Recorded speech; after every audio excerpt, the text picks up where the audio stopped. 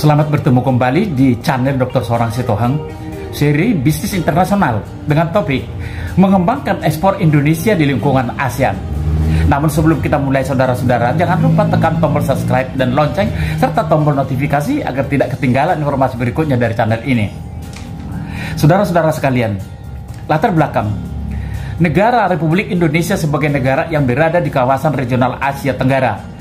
Indonesia membutuhkan ASEAN untuk meningkatkan pertumbuhan ekspor. Potensi negara-negara anggota ASEAN sangat besar mengingat semakin berkembangnya perekonomian global dan menempatkan ASEAN sebagai salah satu tujuan investasi negara-negara maju.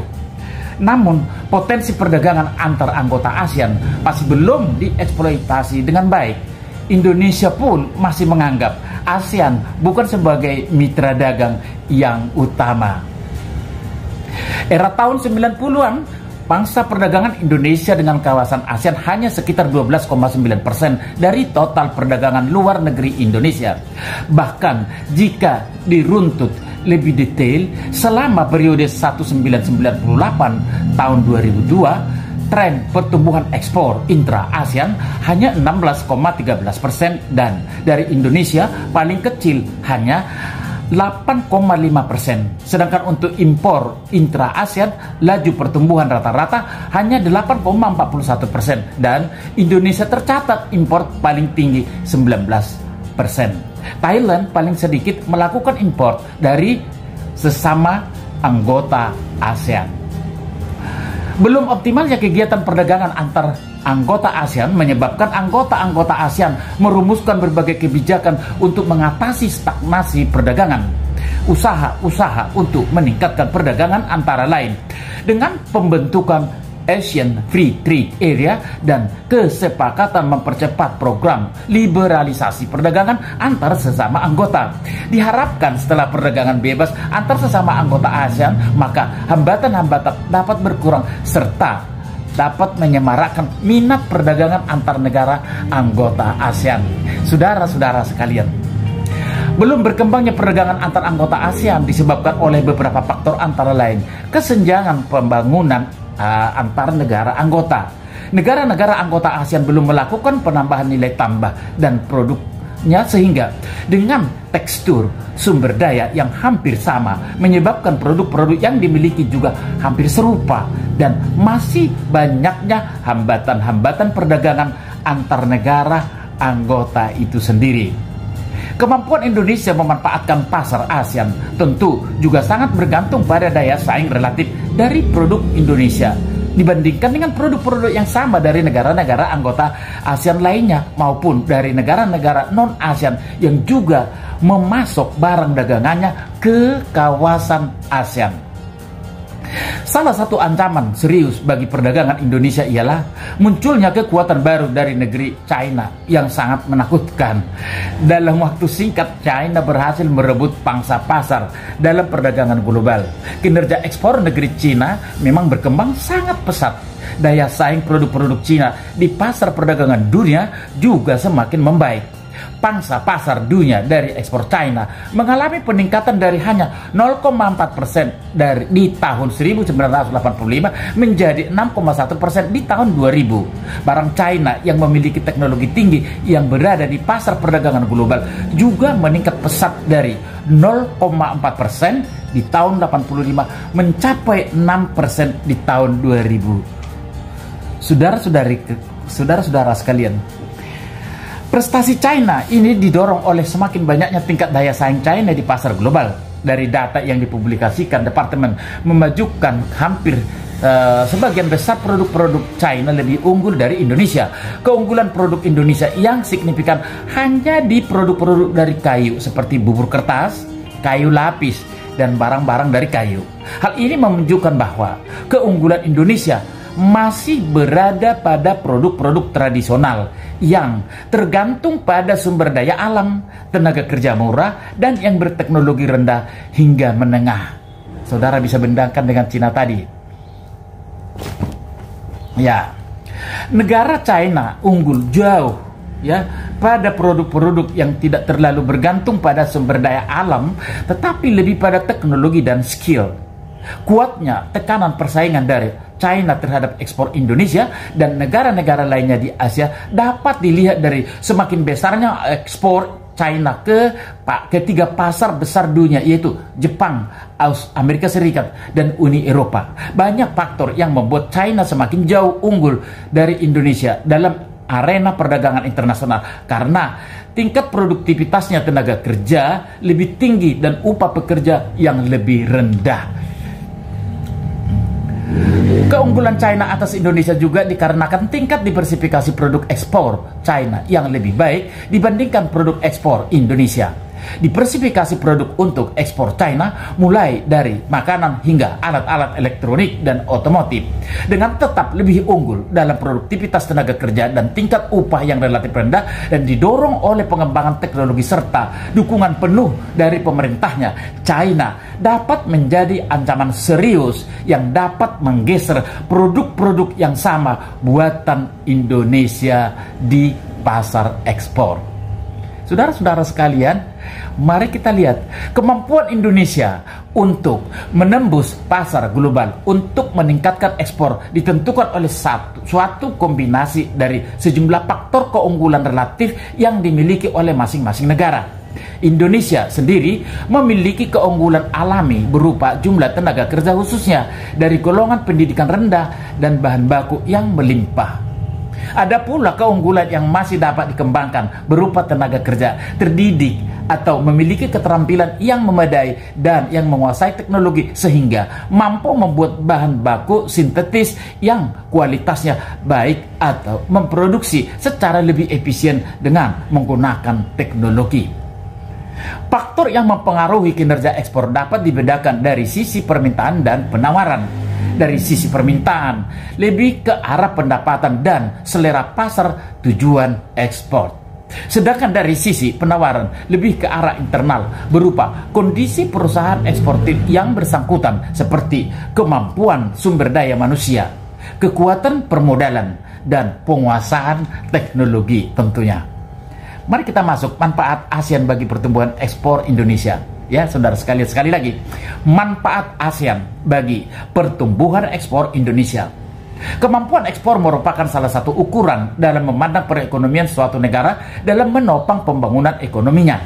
Potensi kegiatan ekspor harus terus ditingkatkan dan terus tumbuh, sehingga perlu dipikirkan strategi kebijakan ekspor untuk mendorong perekonomian suatu negara. Dalam suatu teori ekonomi tentang ekspor, yaitu export-led growth, menyatakan bahwa tidak ada satupun negara di dunia yang tidak melakukan hubungan perdagangan dengan negara lain. Ekspor dapat menyebabkan penggunaan penuh sumber-sumber domestik sesuai dengan keunggulan komparatif dan terjadinya pembagian kerja sehingga mendorong munculnya skala penghematan. Yang berikut, di samping itu, ekspor dapat memperluas pasar bagi baik di dalam negeri maupun luar negeri. Masih menurut teori export-led growth. Yang berikutnya, ekspor merupakan sarana mengadopsi ide atau pengetahuan baru, teknologi baru, dan keahlian baru, serta keahlian lainnya, sehingga memungkinkan penggunaan kapasitas lebih besar dan lebih efisien. Ekspor dapat mendorong mengalirnya modal dari negara maju ke negara berkembang. Ekspor merupakan salah satu cara yang efektif untuk menghilangkan perilaku monopoli karena produsen dituntut bersaing agar lebih efisien dibanding produsen lain dari luar negeri. Adanya ekspansi ekspor akan menghasilkan devisa dan karenanya kesempatan untuk mengimpor barang modal. Saudara-saudara sekalian, mari kita lihat realisasi perdagangan intra-ASEAN. Pertama, perdagangan regional Indonesia di dalam kawasan ASEAN lebih kecil. Selama periode 90-an, pangsa pasar perdagangan Indonesia dengan kawasan ASEAN hanya sekitar 12,9% dari total perdagangan luar negeri Indonesia. Indonesia berdagang lebih banyak dengan negara-negara di luar kawasan ASEAN, termasuk Jepang yang berkontribusi hingga 26%. Menurut Kuang 2003, selama 10 tahun belakangan ini hampir tidak ada perubahan yang berarti dalam perdagangan intra-ASEAN, yakni sekitar 25%. dari total perdagangan luar negeri ASEAN. Sedangkan menurut data dari Sekretariat ASEAN, meningkatkan perdagangan antar negara ASEAN pada tahun 2002 tercatat hanya 22,6% dibandingkan tahun 2001 naik dari 19,3% pada tahun 1993 dibandingkan tahun 1992. Data selama periode 98-2002, tren pertumbuhan ekspor intra-ASEAN hanya 16,13% dan dari Indonesia paling kecil hanya 8,5%. Porsi dari Filipina paling besar yang mencapai sekitar 36 disusul kemudian oleh Malaysia dengan 18,4%. Sedangkan dari sisi impor intra-ASEAN, laju pertumbuhan rata-rata per tahun selama periode yang sama lebih rendah lagi, yakni hanya 8,41%, dan Indonesia paling tinggi mencapai 19%. Sedangkan nilai impor intra-ASEAN, Thailand mengalami pertumbuhan negatif yang cukup besar sekitar 27%. Ya, relatif kurang berkembangnya perdagangan intra-ASEAN dapat juga dilihat dari studi yang dilakukan oleh Agarwal dan Prakas tahun 2002 dari Bank Pembangunan Asia ADB yang menunjukkan bahwa pertumbuhan perdagangan intra-ASEAN selama dekade 80-an hingga 90-an sangat kecil. Rasio dari perdagangan intra-ASEAN tumbuh dari 16,0% tahun 1980 menjadi 16,9% tahun 1990 dan menjadi 21,2% tahun 95.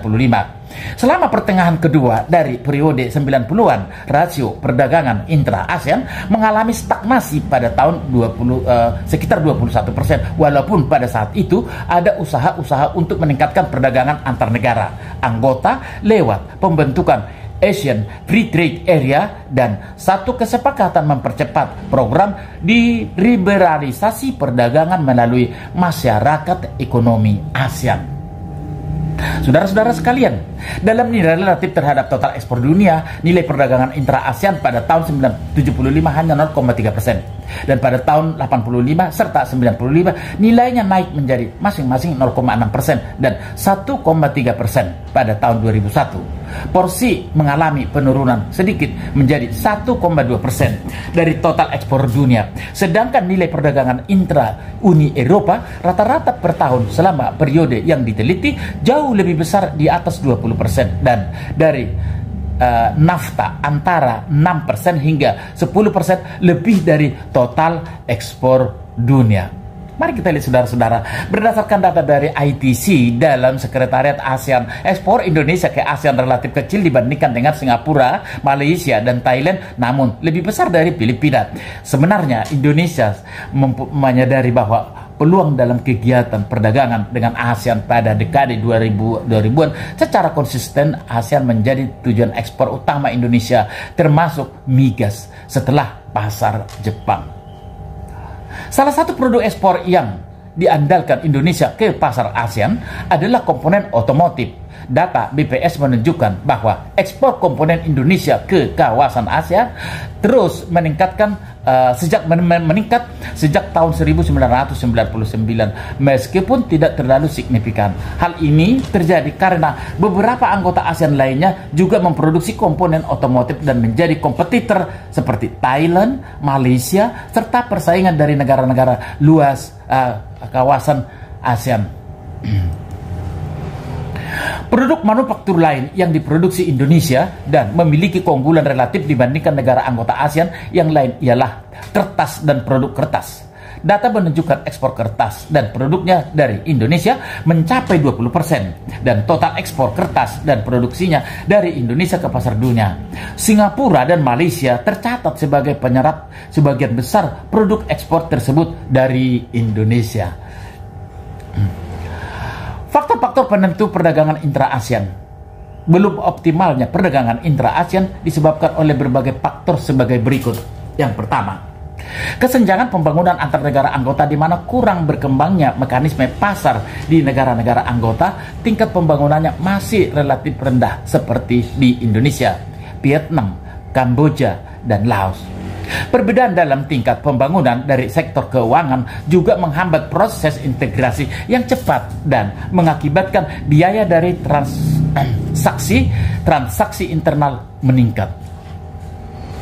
Negara-negara ASEAN memiliki struktur ekspor yang serupa. Misalkan Vietnam mengekspor sepatu dan alas kaki lainnya ke luar negeri, sementara Indonesia juga memproduksi barang yang sama. Malaysia bisa mensuplai minyak kelapa sawit, tetapi kelapa sawit terbesar. Thailand menghasilkan komponen otomotif. Demikian juga Indonesia dapat memproduksi komponen otomotif.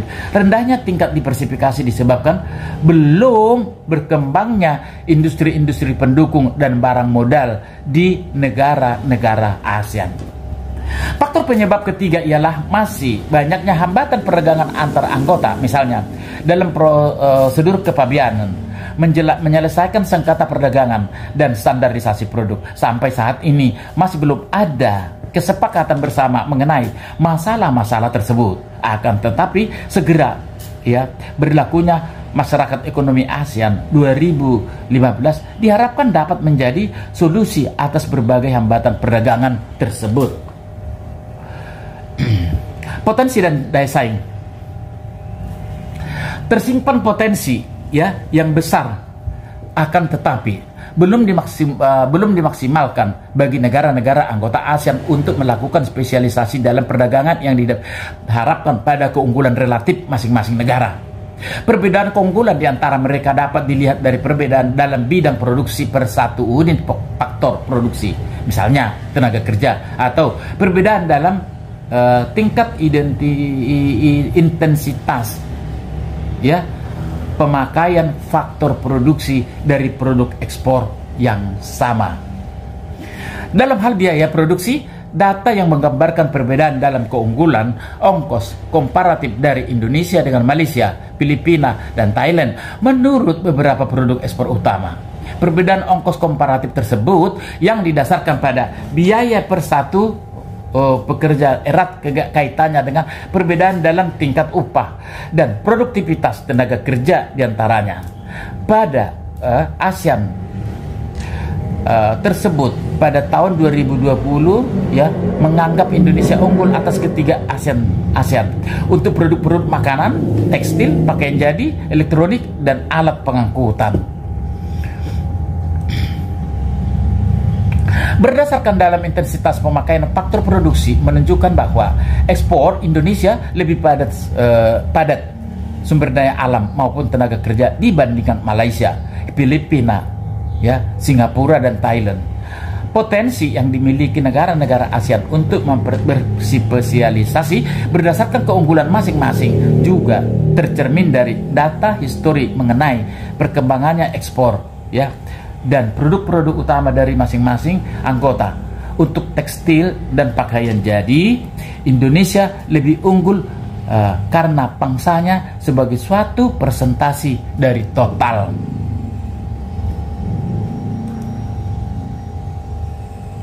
Ekspor manufakturnya jauh lebih besar dibandingkan dengan Malaysia, Thailand, Singapura, dan Filipina. Sedangkan untuk mesin dan perkantoran, alat komunikasi dan mesin serta peralatan listrik, posisi Indonesia paling rendah dibandingkan dengan keempat negara tersebut. Mari kita lihat, saudara-saudara sekalian, Cina sebagai ancaman bagi Indonesia. Pada awal 90-an, pertumbuhan Cina meningkat sangat pesat dengan nilai rata-rata 10% per tahun. Bahkan saat kritis keuangan melanda Asia tahun 1990 sampai 1998, China tidak berpengaruh. Sebaliknya, ekonomi China terus tumbuh berkisar 7% per tahun. Dalam 2 dekade terakhir, total perdagangan negara-negara ASEAN juga mengalami peningkatan terbesar, 2 kali lipat. Walaupun sempat mengalami penurunan selama krisis 97-98. Total perdagangan 6 negara di ASEAN, Indonesia, Thailand, Singapura, Malaysia, Filipina, dan Brunei Darussalam, dapat kembali meningkat sampai mencapai suatu puncak pada tahun 2000 ketika total ekspor dari impor selain 408 US dollar dan 350 miliar. Perekonomian Indonesia pun mulai tumbuh sejak tahun 2000, tetap masih perlu mempersiapkan lebih baik.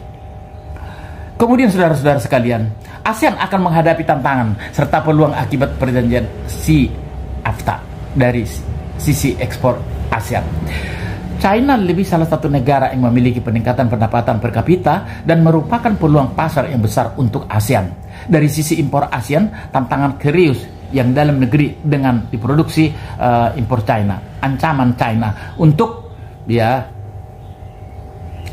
ASEAN mungkin akan segera datang dalam produk padat karya, mengingat China memiliki keunggulan komparatif yang kuat. Maka sebaiknya negara-negara anggota ASEAN mulai mempersiapkan diri untuk menghadapi ancaman China tersebut.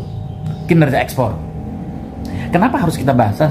Ya, ujung-ujungnya daripada faktor-faktor yang berpengaruh terhadap kinerja adalah misalnya keterampilan teknis, ya, pengalaman kerja dan sebagainya. Nah, pangsa pasar dunia dari ekspor China mengalami perkembangan yang pesat dan dari 1,6% pada tahun 1995 menjadi 6,1% pada tahun 2000. Dari tingkat barang yang memiliki teknologi, pangsa pasar dunia dari produk berteknologi juga meningkat pesat dari 0,4% tahun 85 menjadi 6% pada tahun 2000. Struktur ekspor China mengalami suatu perubahan yang relatif cepat, yang mana proporsi produk salah satunya yang berbasis teknologi dan tertinggi seperti telekomunikasi dan komputer, personal komputer maksudnya, di dalam nilai ekspor total China semakin besar. Dengan pangsa pasar 6,1%, China sebagai negara yang berpenduduk terbesar di dunia memposisikan dirinya sebagai negara terbesar keempat yang menguasai perdagangan dunia di bawah Amerika Serikat, Jepang, dan Jerman. Akan tetapi, untuk dapat pertumbuhan pangsa ekspor, China unggul atas negara-negara lain di dunia. Selama periode 85 sampai 2000, pangsa pasar ekspor China tumbuh sebesar 4,5%. Dari negara-negara ASEAN yang bisa melihat pertumbuhan ini sebanyak kurang 5% tadi dari negara-negara ASEAN yang masuk dalam kelompok 10 besar dengan pertumbuhan pangsa ekspor terbesar hanya Singapura, Malaysia, dan Thailand. Saudara-saudara sekalian, semakin penting China untuk memperhitungkan dalam persaingan global dapat juga dilihat dari perkembangan pangsa China di dalam total ekspor dari kelompok 6 negara eksportir besar dari Asia, tidak termasuk Jepang, yaitu China, Korea Selatan dan Malaysia, Singapura, Hong Kong, dan Hong Kong. Kemudian Wilson tahun 2003 dalam studinya menunjukkan bahwa periode 89 sekitar 22% dari laju pertumbuhan ekspor China serta rata-rata per tahun selama periode yang sama sebesar 19,8%. Pada pertengahan pertama dari dekade 90-an, pangsa pasar China meningkat menjadi 24,2% dan laju pertumbuhan ekspor dari tahun ke tahun rata-rata sebesar 19,2%. Sedangkan pada pertengahan kedua dekade 90-an, porsi China menjadi agak dipresur menjadi 30%, walaupun laju pertumbuhan ekspornya turun menjadi 11,4% per tahun. Saudara-saudara saya sekalian, itu daya saing tentunya yang dijelaskan oleh Dara tadi adalah harapan dan yang dipersiapkan pemerintah untuk para masyarakat pelaku usaha. Itu saudara-saudara sekalian. Keberhasilan China didorong oleh semakin banyaknya tingkat daya saing China di pasar global. Menurut data yang dipublikasikan di Perindak menunjukkan hampir sebagian besar produk-produk China lebih unggul dari Indonesia, terutama mengenai produk yang berpenghibur, yang melingkupi produk-produk unggul seperti yang dari Indonesia. Terutama mengenai produk yang berhubungan dengan teknologi seperti mesin peralatan kantor, sepeda motor, dan sepeda lainnya. Bahkan sepatu China jauh lebih unggul dari Indonesia. Keunggulan produk Indonesia yang membuat komoditas-komoditas tersebut melambung itu adalah dari kayu seperti bubur kertas, kayu lapis, dan barang-barang dari kayu. Hal ini menunjukkan bahwa keunggulan Indonesia masih berada pada produk-produk tradisional yang bergantung pada sumber daya alam, tenaga kerja, dan kalau memang mau presentasi ditunjukkan dengan data-data tenaga kerja, ya, data tenaga kerja murah dan yang berteknologi rendah hingga menengah. Maksudnya di sini ya, untuk meningkatkan daya saing perlu didukung oleh tenaga kerja. Jadi jangan pakai tenaga kerja yang murah. Jadi istilah murahnya ini kan relatif, dan yang berteknologi rendah hingga menengah. Nah, di situ.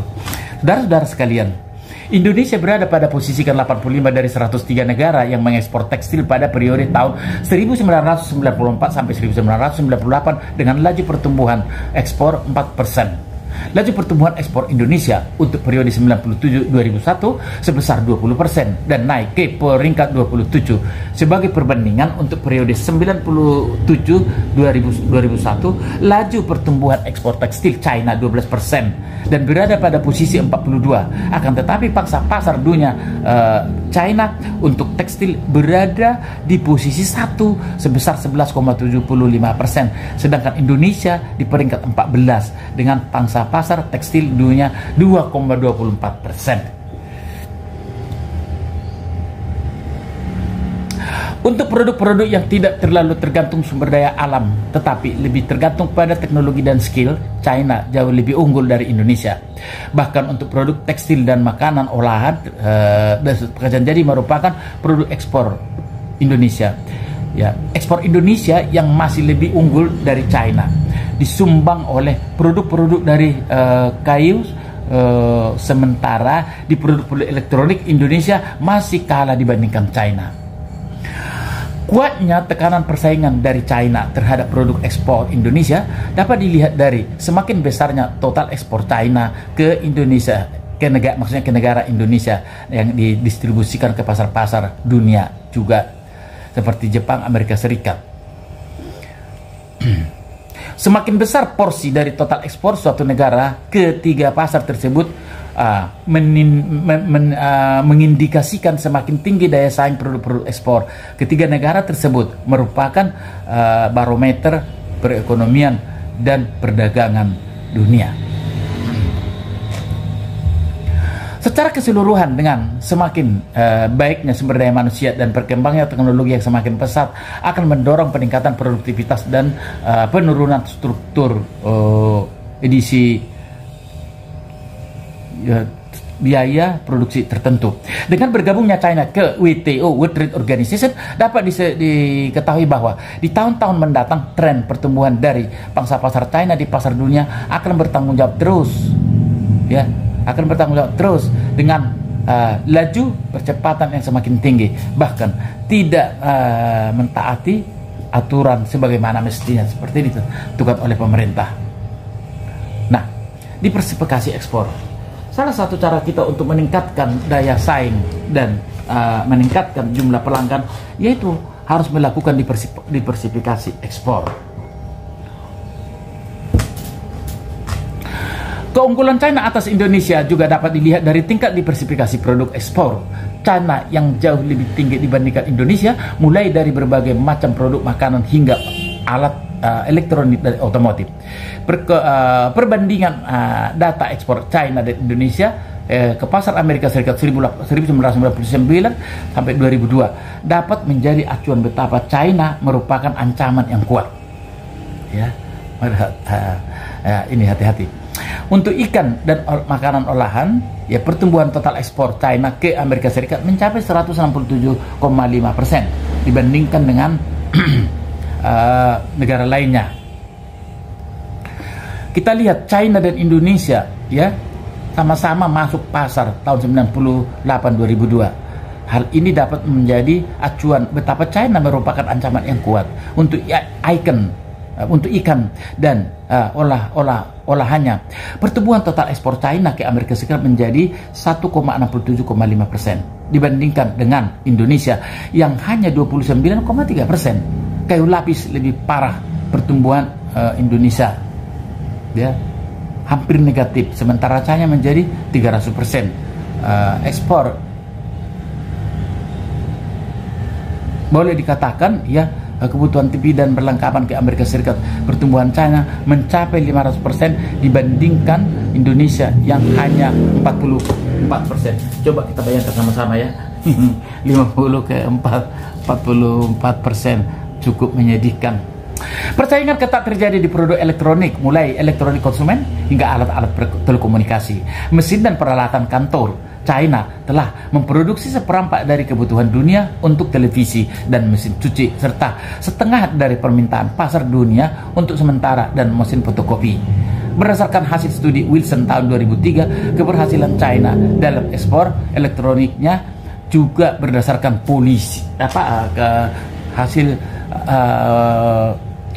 polling, pengumpulan data, ya, dan daya saing yang kuat. Di pasar ekspor tekstil ke Amerika Serikat, terjadi persaingan ketat antara Indonesia dan China. Ekspor China ke Amerika Serikat pada tahun 2002 naik 33,78% dibandingkan tahun 2001. Kinerja Indonesia di saat yang bersamaan mulai turun sekitar 8,7% dibandingkan tahun 2001. Hal ini terjadi dikarenakan daya saing Indonesia relatif lebih rendah dibandingkan China dalam ekspor pakaian jadi dan aksesorisnya. Saudara-saudara sekalian, China juga semakin kuat dalam produksi dan ekspor komponen otomotif. Keunggulan China dikarenakan dapat memanfaatkan keunggulan komparatif yang dimiliki seperti produktivitas tenaga kerja yang tinggi dan mengembangkan teknologi berjalan pesat. Produk komoditi pertanian juga mengalami keadaan yang sama. Dicontohkan untuk produk kopi yang pengolahannya ya dan diimpor secara tradisional. Dibandingkan dengan China masih kalah Indonesia. Di tahun 97 nilai ekspor olahan kopi dari China mencapai 462 juta dolar Amerika Serikat. Sedangkan Indonesia hanya setengahnya saja. Hal ini dikarenakan China memiliki keunggulan teknologi termasuk teknologi bio di samping produktivitas tenaga kerja yang tinggi. Rintangan utama dalam meningkatkan daya saing, kemampuan menembus pasar global atau meningkatkan ekspor ditentukan oleh suatu kombinasi dari sejumlah faktor-faktor keunggulan relatif yang dimiliki masing-masing perusahaan dan dalam negeri atas pesaing-pesaingnya dari negara-negara lain. Keunggulan alami yang dimiliki Indonesia adalah jumlah tenaga kerja khususnya dari pendidikan rendah, menengah, dan besar. Keunggulan alamiah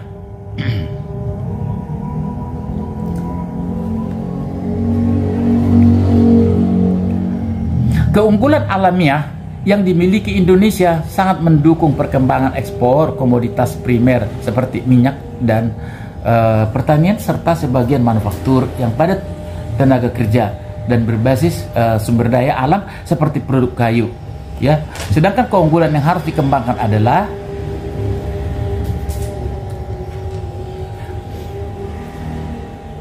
termasuk produk-produk andalan yang memang memiliki daya saing bila disandingkan dengan produk-produk lain di pasar internasional. Keunggulan alamiah ini yang dimiliki Indonesia sangat mendukung perkembangan ekspor komoditas primer seperti minyak dan pertanian, serta sebagian manufaktur yang padat tenaga kerja dan berbasis sumber daya alam seperti produk kayuan. Saudara-saudara sekalian, ya. Sedangkan keunggulan yang harus dikembangkan adalah tenaga kerja terampil yang berpendidikan serta yang menguasai teknologi agar dapat menghasilkan barang dari bahan baku sintetis akan tetapi memiliki kualitas yang bagus juga seperti bahan baku asli dan menghasilkan produksi yang lebih efisien. Beberapa faktor keunggulan kompetitif yang harus dimiliki oleh setiap perusahaan untuk dapat unggul dalam persaingan di pasar dunia antara lain sebagai berikut. Yang pertama, penguasaan teknologi dan know-how. 2. Sumber daya manusia dengan kualitas tinggi dan memiliki etos kerja, kreativitas, dan inovasi yang tinggi serta bervariatif. Kemudian, kualitas serta mutu yang baik dari barang yang dihasilkan. Promosi yang luas dan agresif. Sistem manajemen dan struktur organisasi. Dan yang selanjutnya, sistem manajemen struktur organisasi baik. Lanjut, pelayanan teknikal maupun non-teknikal yang baik, service after sales. Adanya skala ekonomis dalam proses produksi. I. Modal dan sara serta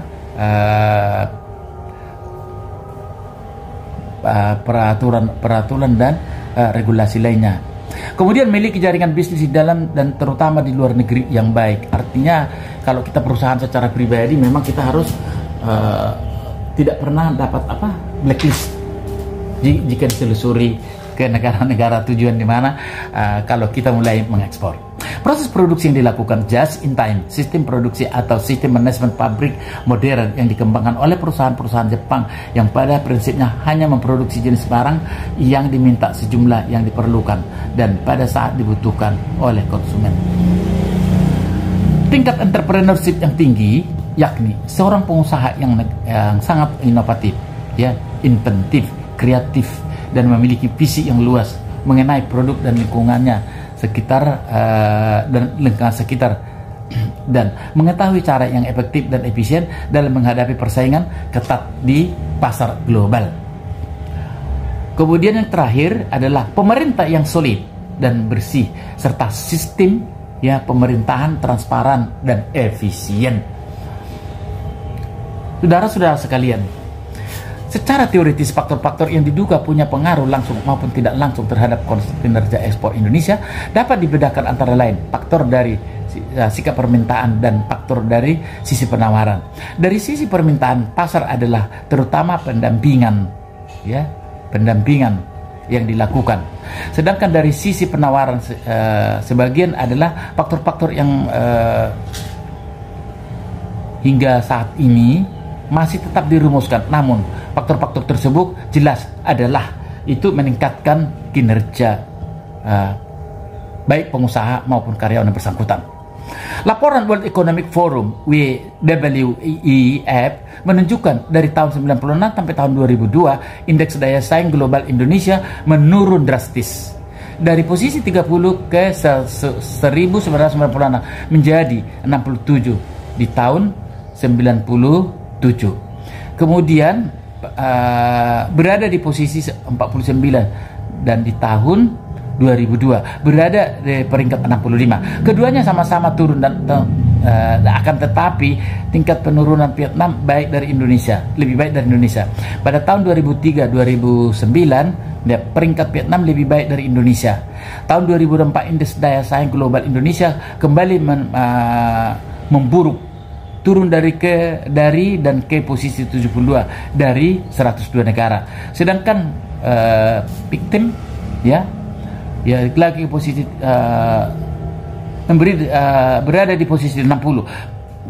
Vietnam maksudnya berada di posisi 60. Padahal negara-negara ASEAN lain pada peringkatnya masih jauh di atas Indonesia. Singapura di posisi 6, Malaysia di posisi 79 dan Thailand posisi 32. Bahkan Filipina berada di posisi lebih baik dari yang terbaik.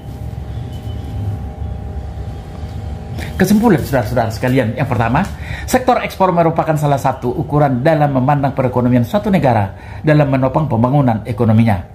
Dalam suatu teori ekonomi tentang ekspor, yaitu Export Lead Growth, menyatakan bahwa tidak ada satupun negara di dunia yang tidak melakukan hubungan perdagangan dengan negara lain. Selama periode 90-an, pangsa perdagangan Indonesia dengan kawasan ASEAN hanya sekitar 12,9% dari total perdagangan luar negeri. Nah, Indonesia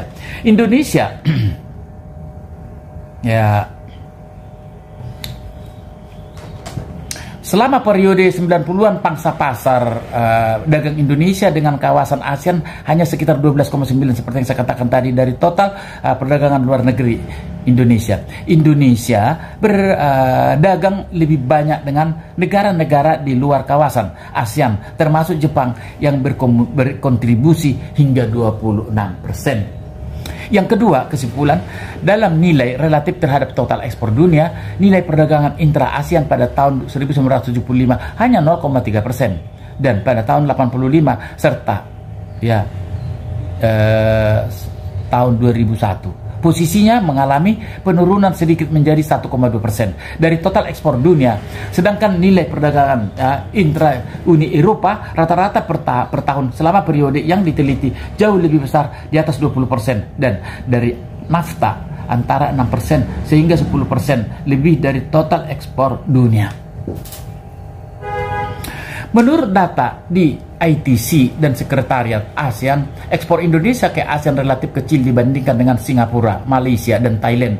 Namun lebih besar dari Filipina. Sebenarnya Indonesia mulai menyadari peluang tantangan ya untuk kedepannya. Yang keempat, kurang optimalnya perdagangan intra-ASEAN disebabkan oleh berbagai faktor antara lain. Pertama, kesenjangan pembangunan antar negara anggota. Faktor yang kedua, disebabkan negara-negara ASEAN memiliki struktur ekspor yang serupa. Faktor penyebab ketiga yaitu masih banyaknya hambatan perdagangan antar anggota. Ya, tersimpan potensi yang besar akan tetapi belum dimasukkan ke sarangnya, artinya ya, ke kandangnya dalam perdagangan yang didasarkan pada keunggulan komparatif. Nomor 5. Data menunjukkan bahwa sejak awal 1990-an pertumbuhan China meningkat sangat pesat dengan nilai rata-rata 10% per tahun. Bahkan saat krisis keunggulan melanda Asia Tenggara tahun 1997-1998, China tidak berpengaruh sebaliknya, ya. Tidak berpengaruh. Sebaliknya, ekonomi China terus tumbuh sekitar 7% per tahun. Ancaman China untuk ASEAN mungkin akan segera datang dalam produk padat karya, mengingat China memiliki keunggulan komparatif yang kuat.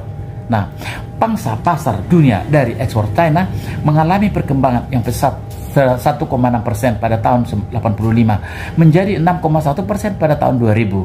Dari tingkat statistik boleh dilihat bahwa ya, tingkat barang yang memiliki teknologi, pangsa pasar dunia dari produk teknologi juga meningkat pesat dari 0% tahun 1985 menjadi 6% pada tahun 2000. Struktur ekspor China mengalami suatu perubahan yang relatif cepat, ya, yang mana proporsi produk berbasis teknologi tinggi seperti telekomunikasi dan komputer individu di dalam nilai ekspor total China semakin besar.